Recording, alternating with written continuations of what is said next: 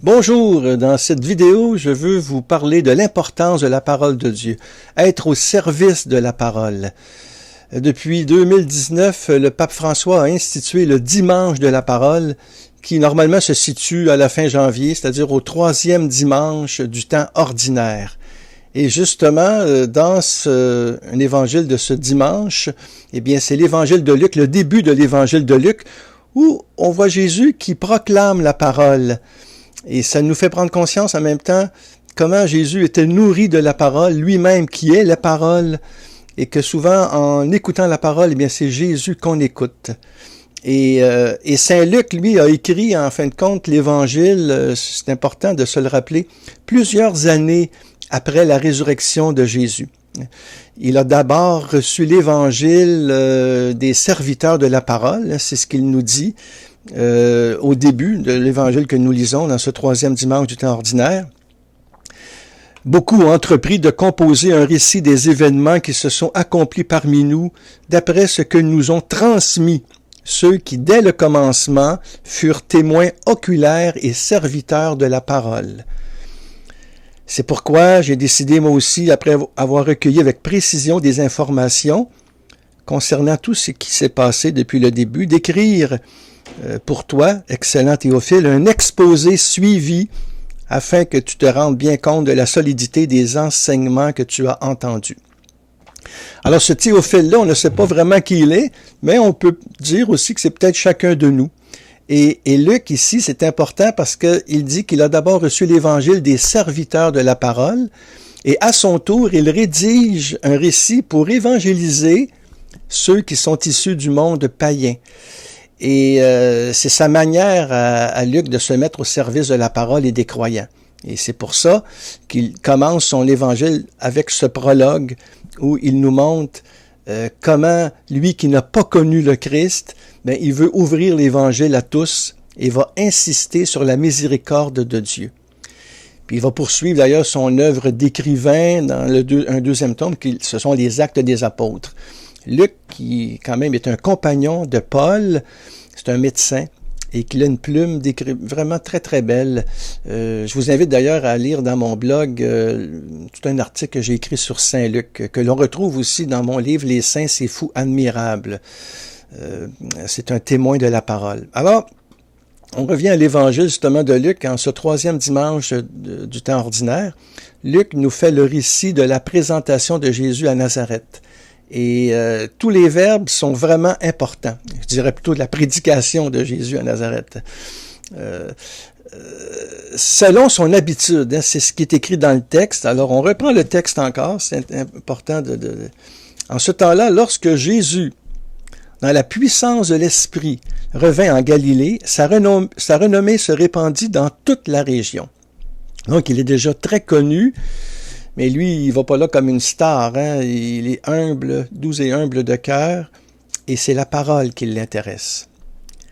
Il enseignait dans les synagogues et tout le monde faisait son éloge.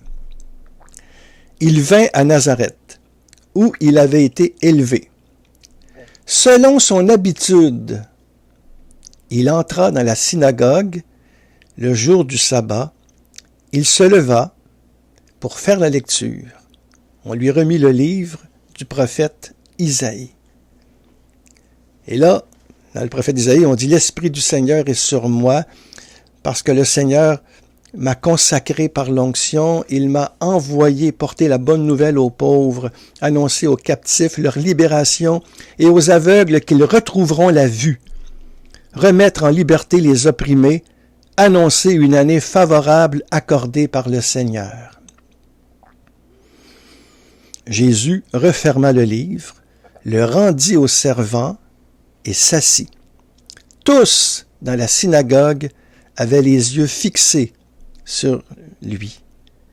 Alors il se mit à leur dire, « Aujourd'hui s'accomplit ce passage de l'Écriture que vous venez d'entendre. » Alors c'est ce texte qui est proclamé au 3e dimanche du temps ordinaire, en ce dimanche de la parole. Tous les verbes sont importants ici. Moi, j'aime bien quand je lis un texte comme ça de la parole de Dieu, les verbes me parlent beaucoup. Et ici, on voit Jésus qui entre dans la synagogue le jour du sabbat, comme à son habitude.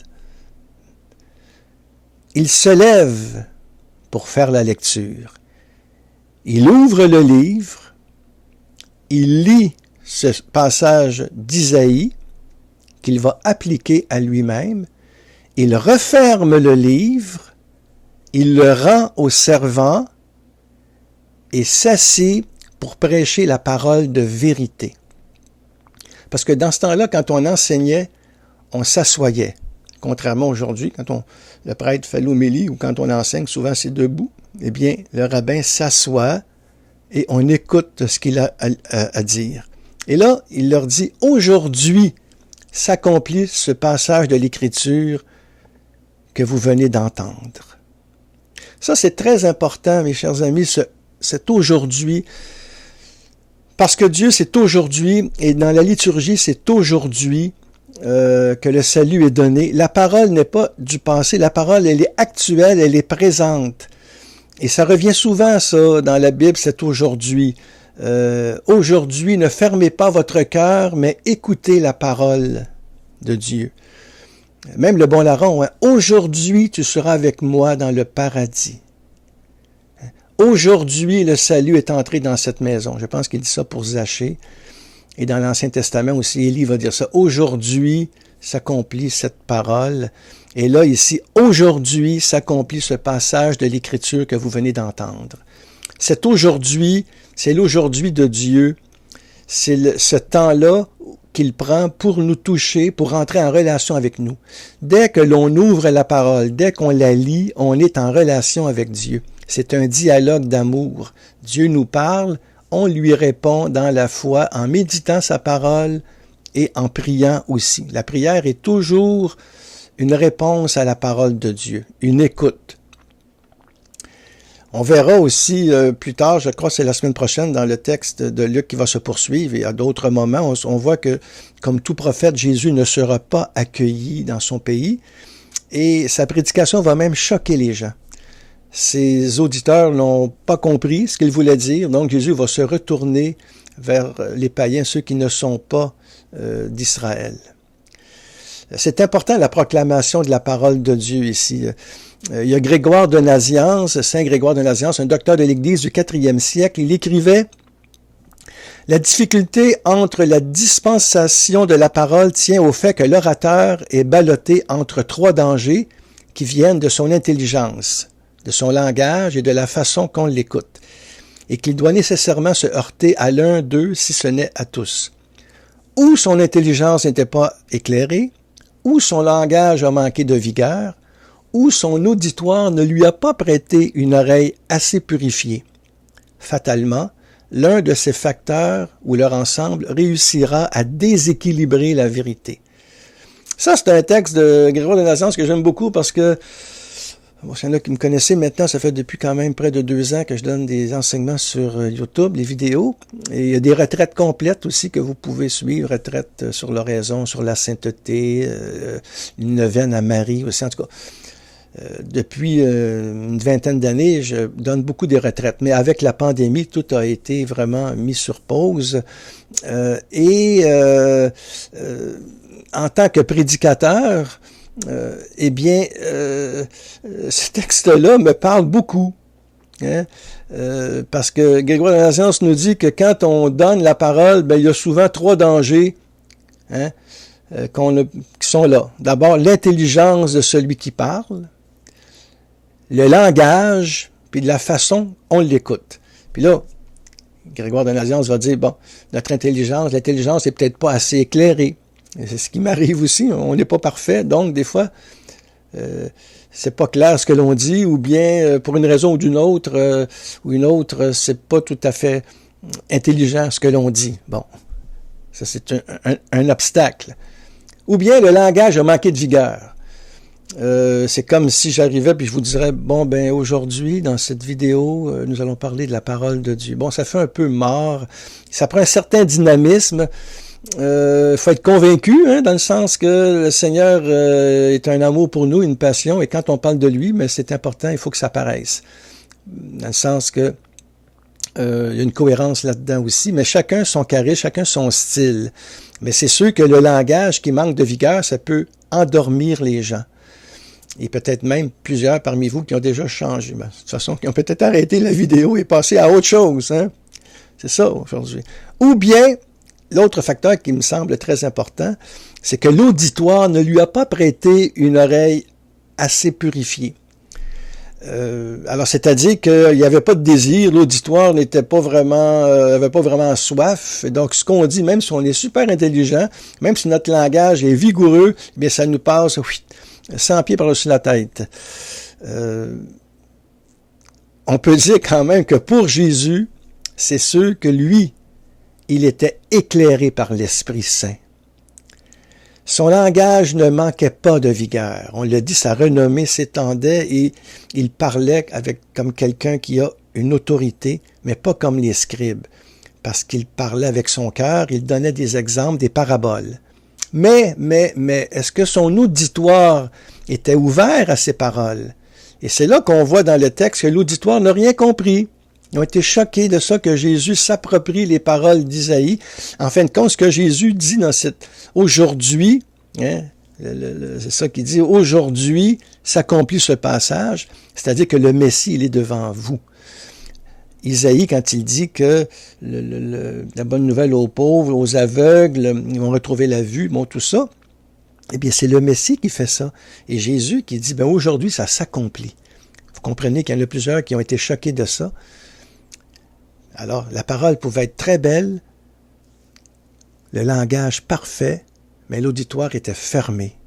Bon, ça ne veut pas dire qu'il ne faut pas annoncer la parole quand même. Le Seigneur passe.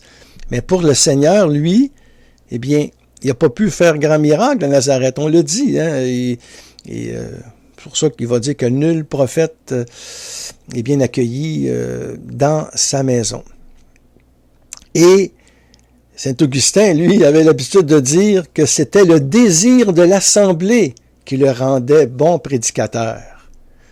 Alors ça aussi, c'est un exemple aussi pour nous qui avons des fois à parler du Seigneur, à donner la parole, ou bien comme moi à prêcher des retraites et tout ça. Eh bien, si c'est bien accueilli, c'est parce que les gens ont soif. Ils étaient ouverts et on rend grâce à Dieu. Hein? On ne s'attribue rien en fin de compte. On est là comme des serviteurs de la parole, comme des témoins. Et c'est l'Esprit Saint qui passe à travers nous, comme il l'a fait avec Jésus. Si les gens n'accueillent pas, c'est pas notre problème. Nous, on a fait ce qu'on avait à faire. Mais il ne faut pas se décourager. Et le Seigneur va aller ailleurs, tout simplement.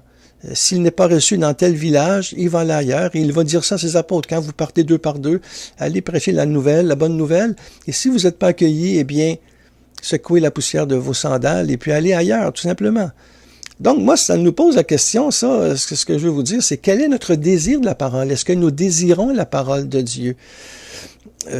Moi, je pense, en tout cas, que désirer la parole, c'est désirer Jésus. Et plus on désire Jésus, plus on désire la parole. Et ce désir de Jésus nous vient vraiment dans la prière, dans l'oraison profonde, ce cœur à cœur avec le Seigneur, dans le silence. C'est là, comme Marie, où on médite la parole, que le Seigneur se révèle à nous. Entendre la parole, c'est entendre Jésus. Et nous l'avons, la parole. Nous l'avons la parole de Dieu. Plusieurs ont souffert beaucoup, moi aussi d'ailleurs, on n'a pas pu célébrer l'Eucharistie durant la pandémie comme on veut, les églises même sont encore fermées, en tout cas au Québec c'est comme ça, c'est quand même toute une épreuve que nous vivons, mais en même temps on peut être aussi, pour différentes raisons, nous ne pouvons pas aller à l'Eucharistie, soit la maladie ou n'importe quoi, ou autre chose, de différentes raisons. Mais est-ce que nous avons pensé que nous pouvons toujours prier la parole à la maison? Nous l'avons, la parole de Dieu. À l'Eucharistie, il y a 2 tables qui nous sont proposées, la table de la parole et la table du pain. Le Seigneur, il est présent dans sa parole. Bien sûr, dans l'Eucharistie, il est présent au plus haut point, comme on dit dans les textes du Concile Vatican II, dans la tradition, le Saint-Sacrement, tout ça. Oui, c'est une présence réelle. Mais la présence réelle, elle est aussi dans la parole de Dieu, comme elle est aussi en nous, comme elle est aussi surtout parmi les plus pauvres. Alors, c'est très important, moi, il me semble que si nous voulons vraiment rencontrer Jésus, Eh bien, il s'agit de lire sa parole. Écouter la parole de quelqu'un, c'est le connaître. Et on la médite dans notre cœur et elle devient prière et contemplation. C'est dans le catéchisme qu'on dit ça au numéro 2654. On dit « Cherchez en lisant et vous trouverez en méditant, frappez en priant et il vous sera ouvert par la contemplation. » Ça, c'est Guigues le Chartreux qui a développé ça.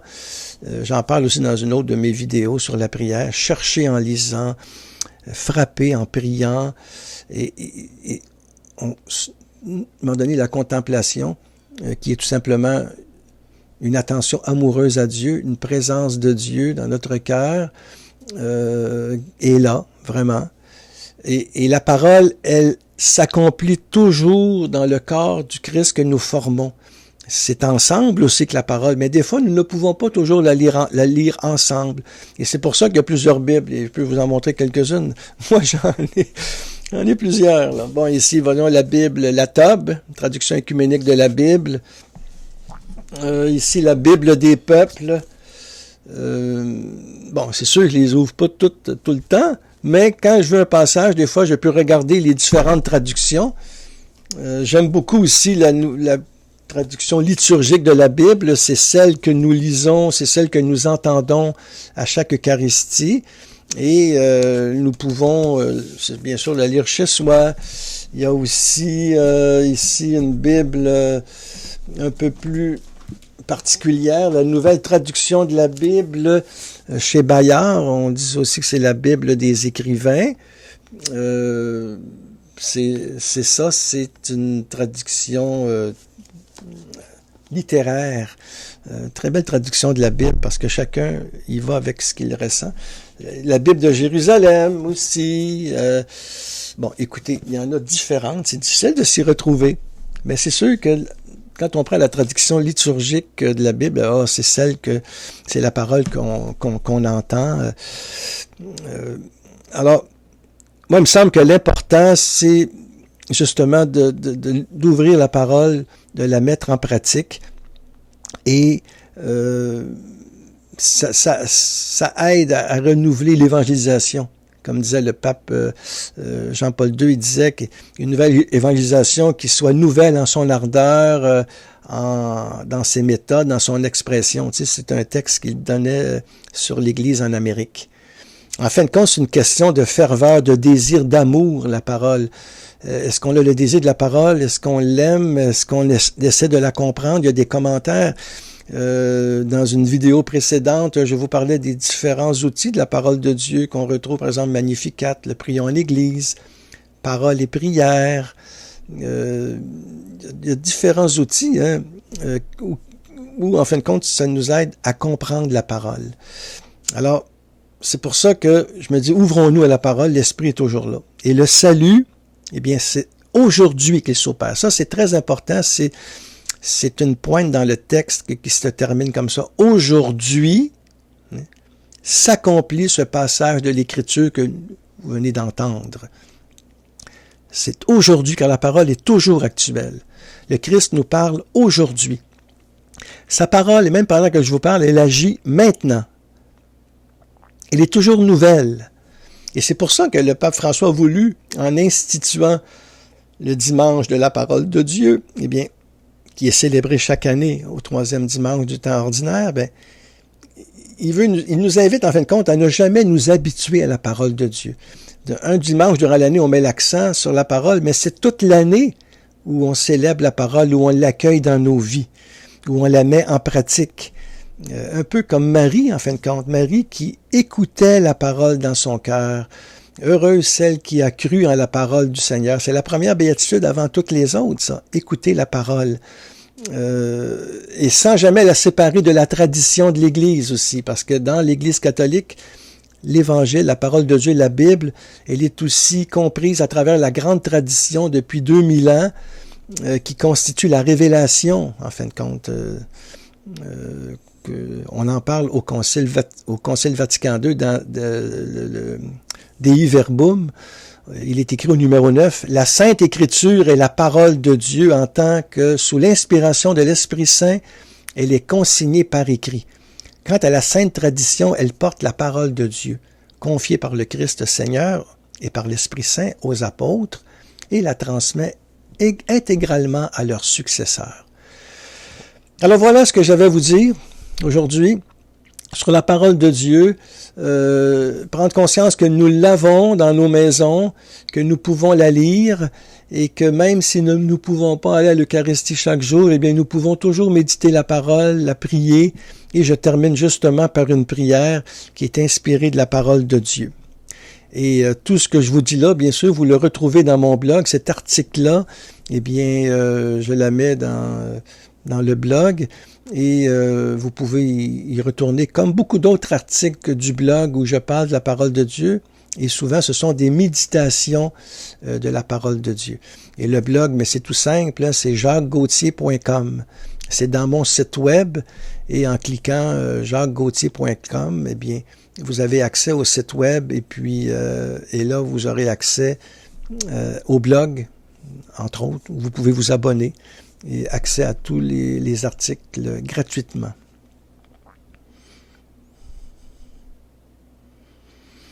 Seigneur, j'ai tant besoin de ton Esprit Saint pour qu'il éclaire les profondeurs de mon cœur, qu'il m'aide à mieux comprendre ta parole, afin qu'elle devienne la lampe de mes pas et la lumière sur ma route. À l'exemple de la Vierge Marie, j'accueille ta parole pour mieux renaître.